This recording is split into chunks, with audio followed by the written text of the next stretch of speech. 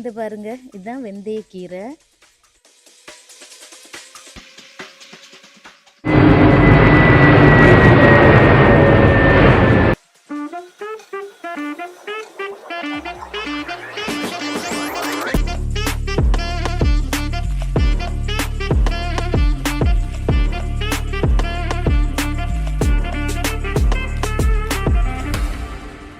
Friends, welcome to ஜட்ஜி family. நான் இப்போ வெந்தயக்கீரை சாம்பார் வைக்க போகிறேன். வெந்தயக்கீரை சாம்பார் வைக்கிறதுக்கு நம்ம வெந்தயக்கீரை நமக்கு வேணும். வெந்தயக்கீரை நான் வீட்டிலே வளர்க்குறேன். நம்ம கடையிலையும் கிடைக்கும், லூலுலாம் போனால் கிடைக்கும். நான் வீட்டில் இப்போ அபுதாபியில் நாங்கள் வில்லாவில் இருக்கிறதுனால எங்களுக்கு வெளியில் தொட்டி வச்சு வளர்க்க முடியும். நீங்கள் ஃப்ளாட்டில் இருக்கீங்க, அப்பார்ட்மெண்ட்டில் இருக்கீங்கன்னா உங்கள் பால்கனியில் தொட்டி வச்சு அதில் வெந்தயத்தை ஊற வச்சு அதை முளை கட்டணும். முளை கட்டினதுக்கப்புறம் நீங்கள் அதை போட்டு அது மேலே மண் போட்டு வச்சுக்கணும். சூப்பராக வளரும். நீங்கள் வெளியில் போய் வாங்க வேண்டிய தேவையே இல்லை. நாங்கள் எங்கள் சின்ன கார்டன், அதாவது நாங்கள் எங்கள் வீட்டுக்கு முன்னாடி வச்சுருக்கோம் தொட்டியில். அது பாருங்கள், அதை நான் உங்களுக்கு காட்டுறேன். அதில் மல்லி இலை எல்லாம் வச்சுருக்கேன், அதெல்லாம் காட்டுறேங்க. பருப்பு போட்டிருக்கேன், 150 கிராம் பருப்பு, ஒரு தக்காளி, ஒரு 6-7 பெரிய சின்ன வெங்காயம், அப்புறம் ஒரு 5 வெள்ளைப்பூடு போட்டுக்கோங்க, கொஞ்சம் சீரகம். இது போட்டுட்டு நம்ம ஒரு 4 விசில் வேக வைக்க போகிறோம் வெந்தயக்கீரை சாம்பார் செய்கிறதுக்காக. இந்த பாருங்க, இதுதான் வெந்தயக்கீரை. பாருங்க எவ்வளோ வளர்ந்துருக்கு பாருங்க. இதை நம்ம பறிச்சுக்கிடுவோம்.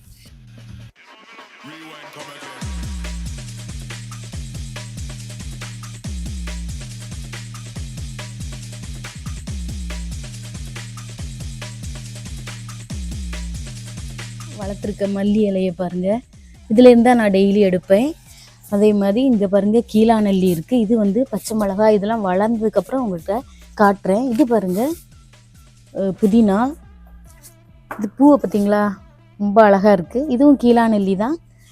இது ஒரு பூ, சின்ன பூ, ஜினியா பூ இருக்குது, ரொம்ப நல்லா இருக்குது. இதில் இந்த மண்ணெல்லாம் நிறைய இருக்கும். அதை இது மாதிரி நீங்கள் ஒரு அரிப்பு மாதிரி வச்சு நீங்கள் கழுவிக்கிட்டீங்கன்னா உங்களுக்கு இந்த சின்ன இலையா இருக்கிறதுனால அது நம்ம சிங்க்குள்ளே போகாமல் நம்ம நீட்டாக கழுவிக்கலாம். நீங்கள் சும்மாவே சாப்பிடலாம். நான் டெய்லி தண்ணி ஊற்ற போகும்போது இதே மாதிரி ஒரு இது எடுத்து சாப்பிட்டுக்கிடுவேன். நம்ம வெந்தயம் நைட்டு ஊற போட்டு காலையில் சாப்பிட்டா நல்லதுன்னு சொல்கிறாங்கல்ல, அதே மாதிரி நம்ம வெந்தயக்கீரையும் சாப்பிடலாம். அது கொஞ்சம் கசப்பாக இருக்கும், ஆனாலும் நல்லது நம்ம ஹெல்த்துக்கு. கீரை சாம்பார் செய்கிறது ரொம்ப கஷ்டம் அப்படிலாம் நினைக்காதீங்க, ரொம்ப ஈஸி. நம்ம சாம்பார் வைக்கிற மாதிரி தான் நம்ம எல்லா வெஜிடபிள்ஸும் போடுவோம். இதில் வெந்தயக்கீரை மட்டும் வச்சு நம்ம செய்கிறோம். சாம்பார் பொடி போட போகிறோம். நீங்கள் இதுக்கு நல்லெண்ணெய் யூஸ் பண்ண தேவையில்லை. நீங்கள் குக்கிங் ஆயில் யூஸ் பண்ணலாம், அல்லது தேங்காய் எண்ணெய் யூஸ் பண்ணுறவங்களா இருந்தால் தேங்காய் எண்ணெய் யூஸ் பண்ணுங்கள், நல்ல டேஸ்ட்டாக இருக்கும். இந்த பாருங்கள், ஒரு 4 டீஸ்பூன் எண்ணெய் சூடாயிட்டு இப்போ நம்ம கடுகு போட்டுக்கிடுவோம். கடுகு பொரியட்டும். பொரிஞ்சதுக்கப்புறம் நம்ம ஒரு பெரிய வெங்காயம், பல்லாரி வெங்காயம் 1 சின்னதாக கட் பண்ணியிருக்கேன், அதை போட்டுக்கோங்க. அப்புறம் கருவேப்பிலை, மிளகாவை ஒரு 2 கட் பண்ணி போட்டுக்கோங்க, பிச்சு போட்டுக்கோங்க. இப்போ நம்ம அந்த வெந்தயக்கீரையை இதில் போட்டு வதக்கிக்கிடுவோம். இது பாருங்கள், வெந்தயக்கீரை வதக்கும் போது நம்ம கொஞ்சம், ஏன்னா பருப்புலேயே மஞ்சள் பொடியெலாம் போட்டிருக்கேன், அதனால இதுக்கு கொஞ்சம் மஞ்சள் பொடி போட்டுக்கோங்க, கொஞ்சம் மிளகாத்தூள், ஒரு 2 டீஸ்பூன் சாம்பார் பொடி போட்டுக்கோங்க.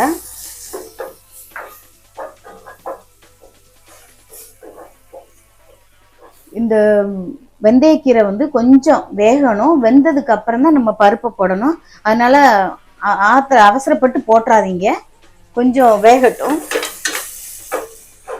ஒரு நிறைய வெள்ளைப்பூடு, ஒரு 8 வெள்ளைப்பூடு போட்டேன். அதே மாதிரி காயப்பொடியும் போட்டிருக்கேன் பருப்பில். சின்ன வெங்காயம் ஒரு 10 அப்படி போட்டிருக்கேன். அதனால இந்த வெங்காயம் இவ்வளோ போதும். இதுக்கு தேவையான உப்பு போட்டுக்கோங்க. இது கொஞ்சம் நல்லா வெந்ததுக்கு அப்புறம் நீங்கள் புளி தண்ணியை ஊற்றுங்க. புளி நீங்கள் நிறைய போட வேண்டாம். ஒரு எலுமிச்சம்பழத்தில் ஒரு 1/2 சைஸ் புளி அளவு உருட்டி அதை வந்து தண்ணியில் போட்டுட்டு நீங்கள் அந்த தண்ணியை போட்டால் போதும். ஏன்னா நான் இதில் வந்து அவிக்கும் போது ஒரு தக்காளி போட்டிருக்கேன், அதனால நீங்கள் வந்து கம்மியாக போட்டு டேஸ்ட் பண்ணி பார்த்தேன். பருப்பு போடாமலே அவ்வளோ டேஸ்ட்டாக இருக்குது. அந்த புளி வெந்தயக்கீரை அந்த எல்லாம் மிக்ஸ் ஆகி ரொம்ப டேஸ்ட்டாக இருக்குது. இப்போ நம்ம பருப்பு போடுவோம்.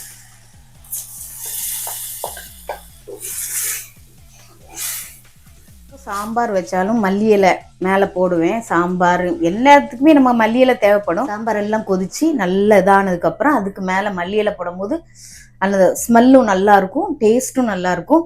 வாங்க, மல்லி இலை நான் வெளியில தொட்டியில இருக்கு, நான் அதை பறிச்சுட்டு வருவேன். அதான் ஃப்ளைட் போயிட்டான், போயிட்டு